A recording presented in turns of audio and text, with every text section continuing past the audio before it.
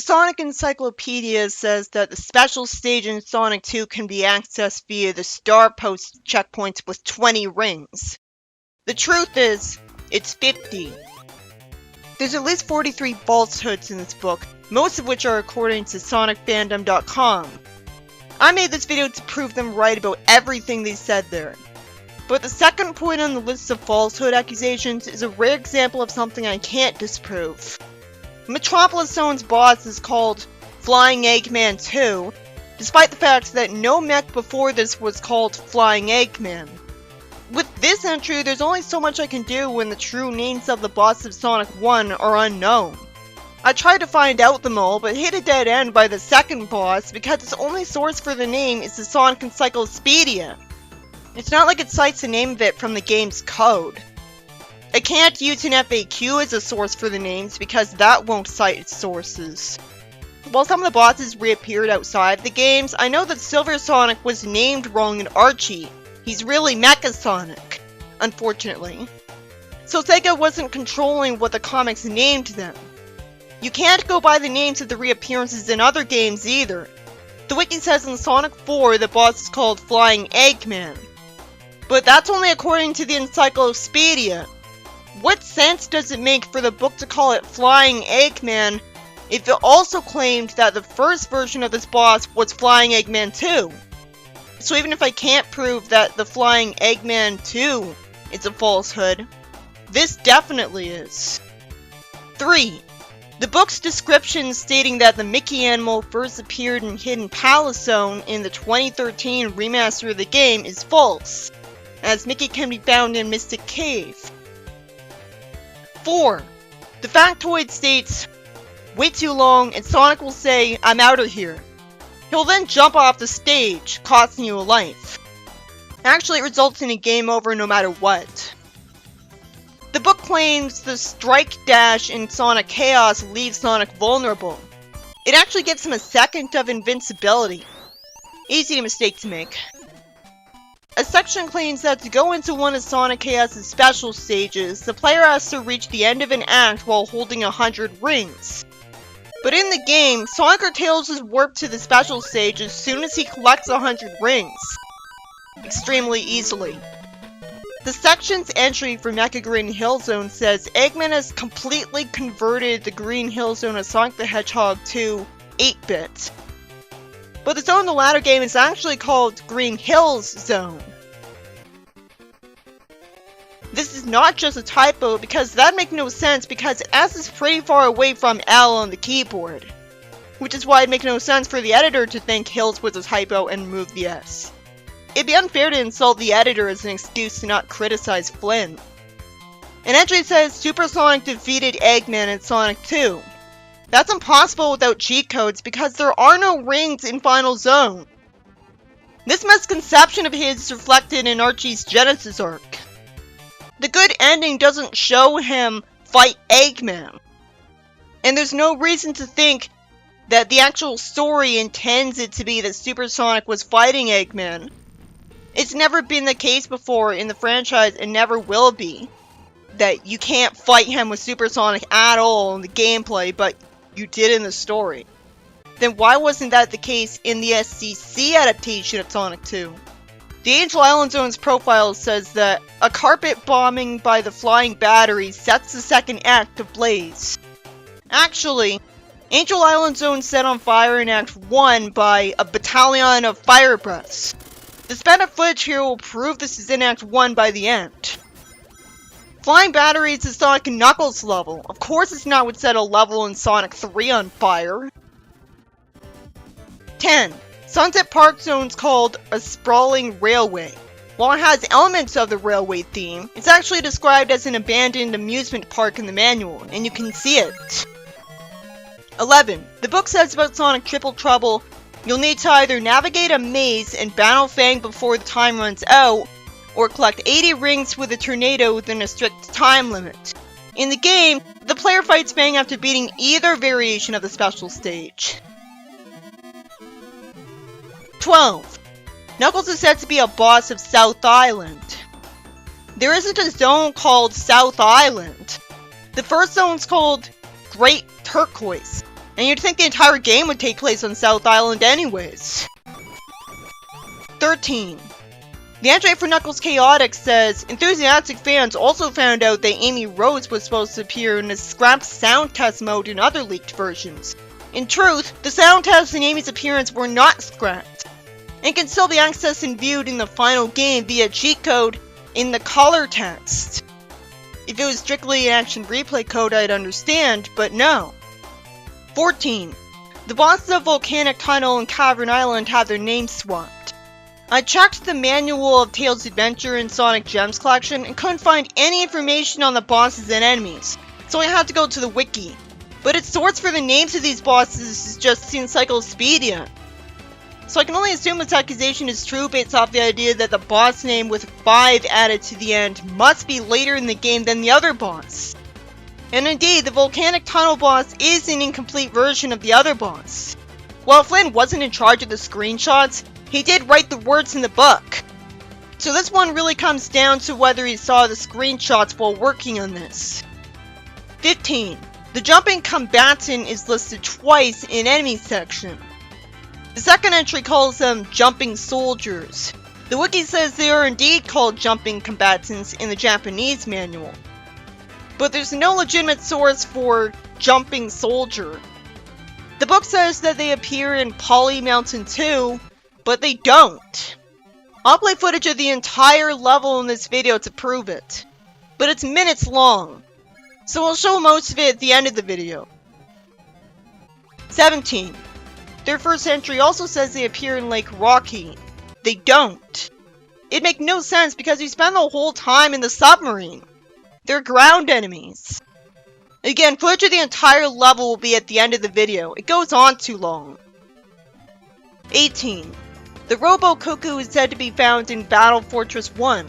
Actually, Battle Fortress 2 is the only place they're in. They're ground enemies. Why would they be in a level where you fly the whole time?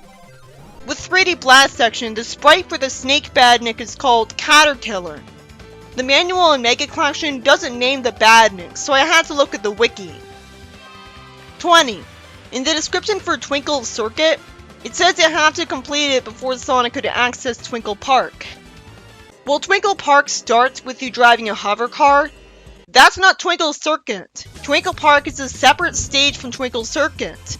Twinkle Circuit's an optional minigame area unlocked by getting through Twinkle Park, because you can't get to it at all until after beating Twinkle Park, at which point you emerge in a part of the hub world where you can go to it.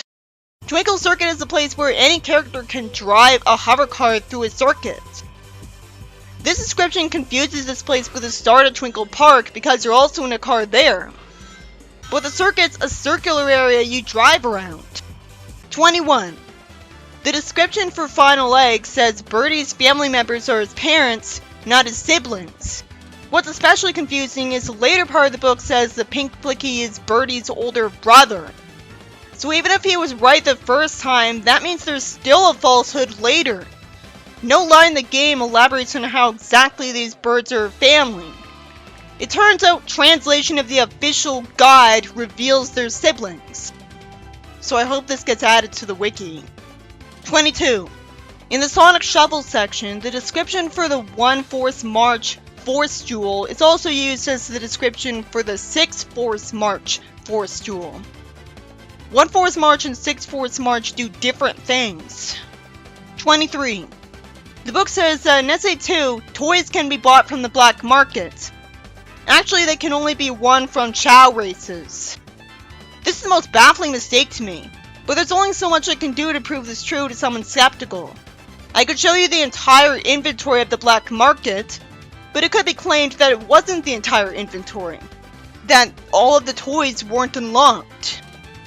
The best I can do is show you a list of the inventory from a guide and trust you to check every guide. It's boring to show all of that. I could show every toy being won, but someone could claim that it's not every toy, or one of the toys could also be unlocked through the black market in a secret way. Best I can do is say, play the games. 24. The book thinks Maria's disease was put in remission by the Ark's low gravity. It's nonsensical. No one thought this before, and there's no proof of this. I can't prove it's false either. Still, the fact that there's no proof means it's fanon, which has no place in an encyclopedia. 25. The entry says Eggman's menu theme in the original SE2 was never released in the West until SE2 Battle. That's not true. Shadow, Omochao, and the Secretary themes, which were Japanese exclusive, are not mentioned in that entry. It only took a little bit of searching after googling SE2 Dreamcast Eggman's theme to find this. 26.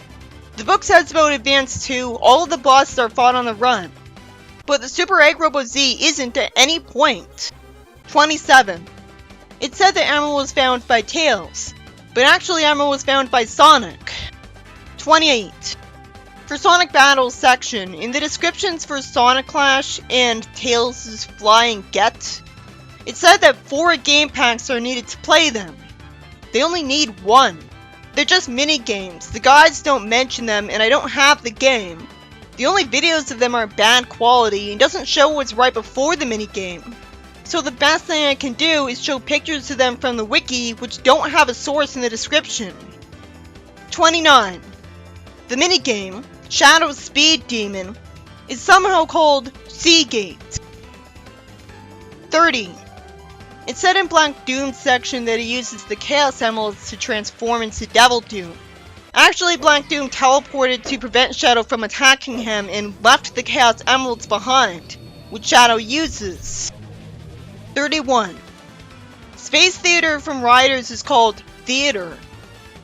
32. King Shariar's entry states, he mistakes Sonic for the Majin forces of Eraser. This never happens, not even in an implicit manner. His only reaction to Sonic is that he thinks he's disrespectful. 33. The Crystal Head, Kaizoku Glider, and Kaizoku Snowball, who all appear in Blizzard Peaks, are said to appear in Haunted Ship. With most of these, it's obvious by their designs alone what level they're for. Sonic games never put obvious ice level enemies in places that aren't frozen. For Sonic Chronicles, the summary of the plot for Chapter 1 says that Tails went to Green Hill Zone to tell Sonic that Knuckles was kidnapped.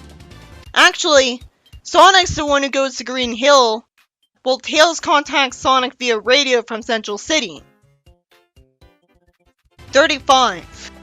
Omega's entry says, you must recover his dismembered pieces and reassemble him. Actually, the player does not have to look for multiple pieces of him for Tails to fix him. Tails already has pieces from other robots to fix him the second he finds him. 36. The entry says Sir Lancelot comments on the similarity of the Red Dragon with the Bio-Lizard. Sonic is the one who really says that. Lancelot has no reason to know the Bio-Lizard. 37. It claims that Miss Dragon looks even the slightest bit like Dulcie. If there was a dragon that looked like Dulcie in this game, you'd think everyone would know about it. 38. In the section for Sonic and Sega All-Stars Racing Transformed, the blue cube is called the Blue Blanc. 39. In the Sonic Mania section, Big Squeeze is said to possess a laser cannon when it doesn't. 40. The Heavy Rider is referred to as male. Mania doesn't have dialogue, so her gender's in the manual. Why do you think a pink robot identified as male? It is stated that Mario and Sonic at the Olympic Games did not feature dream events. It did. 42. The entry about the hole-in-one curling events from Mario and Sonic at the Sochi 2014 Olympic Winter Games lists as inspiration from Green Hill Zone in Sonic 1. It's more like the events based on Green Hill from Sonic Generations. In Sonic 1, you didn't get to go to an underground cave in that level, but you don't go underground in this event.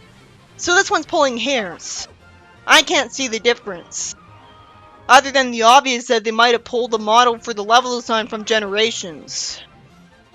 Also, Flynn says Eggman's afraid to fight with his fists, which Sonic Riders and Lost World sort of disprove. There's only 3 falsehoods I can't fully prove are false one way or the other. And one of them I could prove if I had the game, but I just don't want to pirate it. What this means is they hired the wrong person to write this book. The right person would have made sure he got everything right. Flynn is the only person who wrote the book. There's no proof that anyone but him wrote it. They would have had better results if they hired someone who never played the games before and ordered him to play the ones mentioned in the book, because that way the games would be fresh in his mind. Instead, they trusted someone because he said he played the games and he proceeded to prove he doesn't remember them well enough. So either it's been a comparably long time since he played them, or he's forgetful. And you'd think he'd know himself well enough to know that. I think it's most likely both, since he was wrong about Sonic Mania, a recent game popular enough that the average fan played it to death. Instead of him taking the assignment seriously, he was too lazy and confident to fact check. If they hired someone who didn't already tend to be lazy and overconfident, it would have been fine. Even Flynn admitted that he could have done this book better. Some things wouldn't be known by most fans, but most fans aren't in charge of writing an official encyclopedia for the series. And he got even basic information wrong. Stuff that anyone who played certain games recently would know.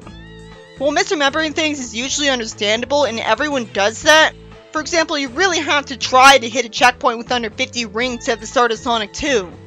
And I didn't know about the super peel out Sonic Chaos thing. When you're making an encyclopedia, you shouldn't risk putting misconceptions in it because you'll have to deal with people correcting you on it for the rest of your life. So it's not even a smart idea to not fact check. I'm not the only one who agrees that having even one falsehood in it makes it a waste of money for spreading misinformation, because the point of an encyclopedia is to make people smarter. But actually it'd have been a waste of money even if it got everything right, because it's got nothing but useless info you can read on a wiki. I don't know if I missed any mistakes, and I don't feel like fact checking all of the book when there's so many pages. This is a video because more people need to know about this, and not everyone will read the book's wiki.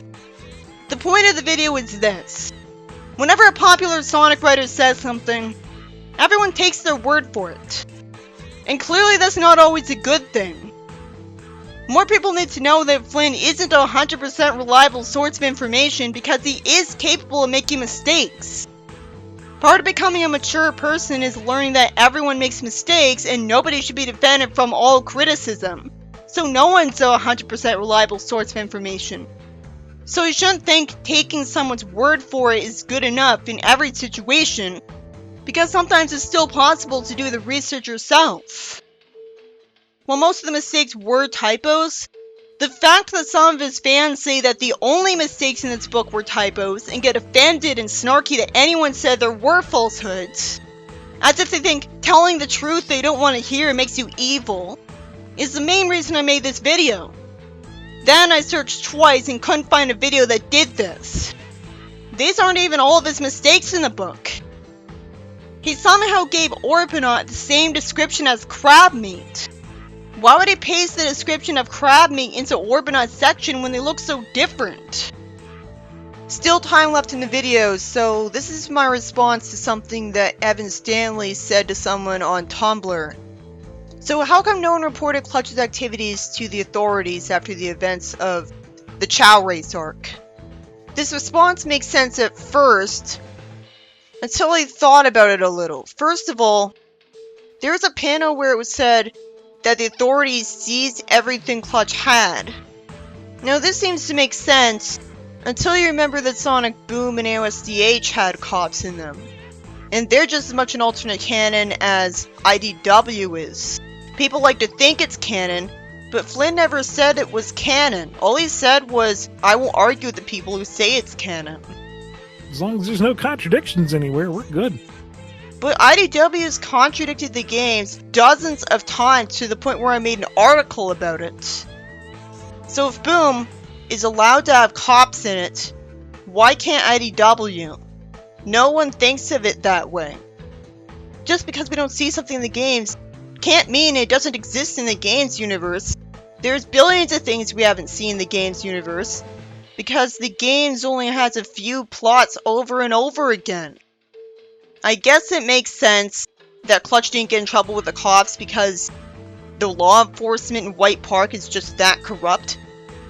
But then you remember that one panel stating the government seized all of his assets. What's that about the law enforcement being in his pocket? How did that happen? I guess the FBI was what bothered him. So the FBI deals with tax evasion. I assume that's what he's in trouble for.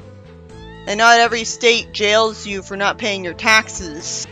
So it could make sense that he didn't get in trouble for that. Rouge being the key witness, that's kind of completely nonsensical as an argument though.